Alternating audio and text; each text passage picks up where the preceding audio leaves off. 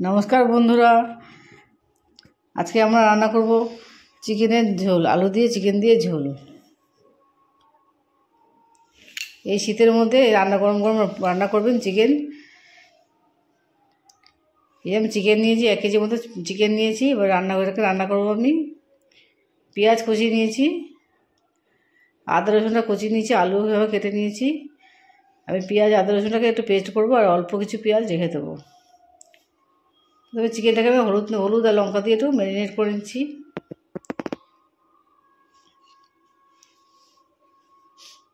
এই চিকেনটাকে ম্যারিনেট করতে কিছুক্ষণ রেখে দেবেন, কিছুক্ষণ আধ ঘন্টার মতো রেখে দেবেন, তাতে নরম হবে মাংসটা, চিপড়ে ভাবটা আর হবে না।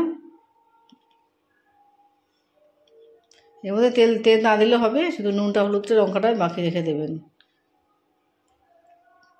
এদিকে আপনি মশলাগুলো রেডি করতে হবে।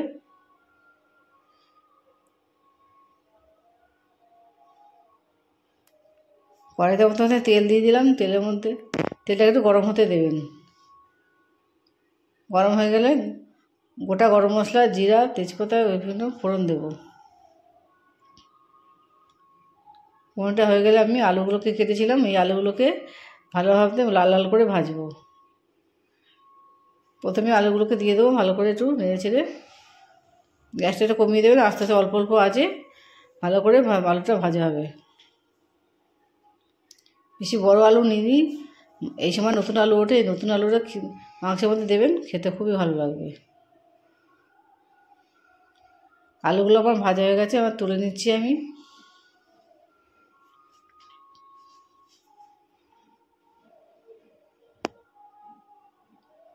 আপনারা অবশ্যই বাড়িতে রান্না করে দেখবেন। ওই তেলের মধ্যে আবার পেঁয়াজ কুচি কিছু রেখেছিলাম, সেই পেঁয়াজগুলোকে দিয়ে দিচ্ছি। কিছুটা পেঁয়াজ আমি পেস্ট করে রেখেছি, অল্প পেঁয়াজ আমি কুচিয়ে রেখেছিলাম। পেঁয়াজটা আমার ভাজা ভাজা হয়ে এসছে। এর মধ্যে পেস্ট করা যে পেঁয়াজটা সেটাকেও দিয়ে দেবো, দিয়ে একটু নাড়াচাড়া করছি। এর মধ্যে আদা রসুনের যে পেস্ট করে রেখেছিলাম ওটাকেও আমি এবার দিয়ে দেবো।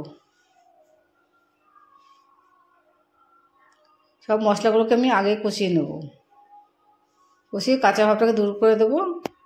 তারপরে গিয়ে আমি চিকেনটাকে দেবো। চিকেনটা তো আমার ম্যারিনেট করাই ছিল।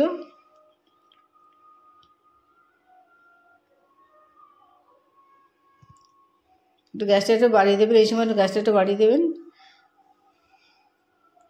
এর মধ্যে আমি পরিমাণ মতো হলুদ লঙ্কা মিশিয়ে দেবো, যে যেমন ঝাল খান। আপনারা যদি কাঁচা লঙ্কা দিয়ে রান্না করতে চান কাঁচা লঙ্কা দিয়ে রান্না করতে পারেন, যারা শুকনো লঙ্কা খান না, গুঁড়ো লঙ্কা খান না, তারা কাঁচা লঙ্কা দিয়ে রান্না করবেন। এর মধ্যে আমি গুঁড়ো লঙ্কাটা দিয়ে দিলাম, দেখতে ভালো লাগে, আমার খেতে ভালো লাগবে।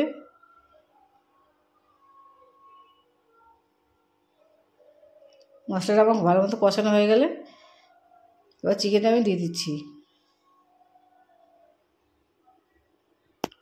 বাড়িতে অবশ্যই রান্না করে দেখবেন, আমাকে একটু ফলো করবেন, লাইক এবং সাবস্ক্রাইব করবেন।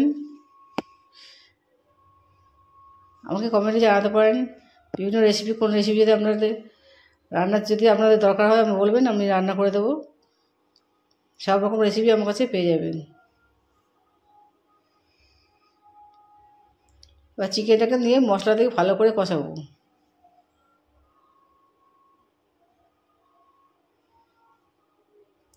একটু টাইম নিয়ে করবেন, চিকেনটাকে যত কষাবেন তত আস্তে আস্তে ভালো নরম হবে। রান্না করতে করতেই মাংসটা সিদ্ধ হয়ে যাবে। এই কষা যত নাড়বেন কষিয়ে এবং নরম সফট হয়ে যাবে।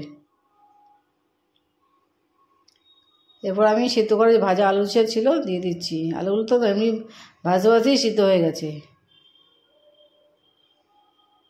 সবগুলোকে ভালো মতো আমি মিশিয়ে নিচ্ছি।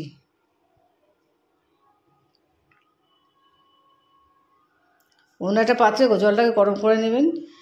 মাংসে যে জল দেবেন ঠান্ডা জল দেবেন না, গরম জল দেবেন। একে শীতকাল। পরিমাণ মতো আমি নুন দিয়ে দিলাম। এবার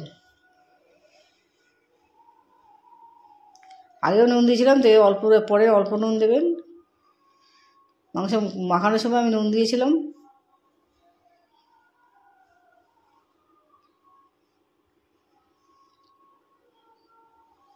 এখন দেখুন ভালো কালার চলে এসছে। আমি সামান্য পরিমাণ অল্প একটু চিনি দিতে পারেন, যারা চিনি খেতে চান সামান্য অল্প একটু চিনি দিতে পারেন। এবার যে আমি গরম জলটা করে রেখেছিলাম, আমি গরম জলটা দিয়ে দিলাম। গরম জলটা দিয়ে একটা আমি ঢাকনা দিয়ে ঢাকা দিয়ে দেবো। এরপরে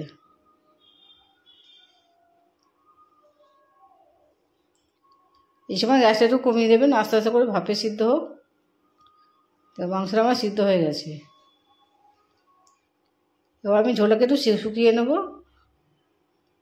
যে যেমন পরিমাণ ঝোল খাবেন সেরকম দেবেন। শেষে আমি গরম মশলা গুঁড়ো দিয়ে দিচ্ছি, দিয়ে নাড়াচাড়া করে আবার ঢাকা দিয়ে দিতে হবে, যাতে গরম মশলা গন্ধটা মাংসের মধ্যে ঢুকে যায়।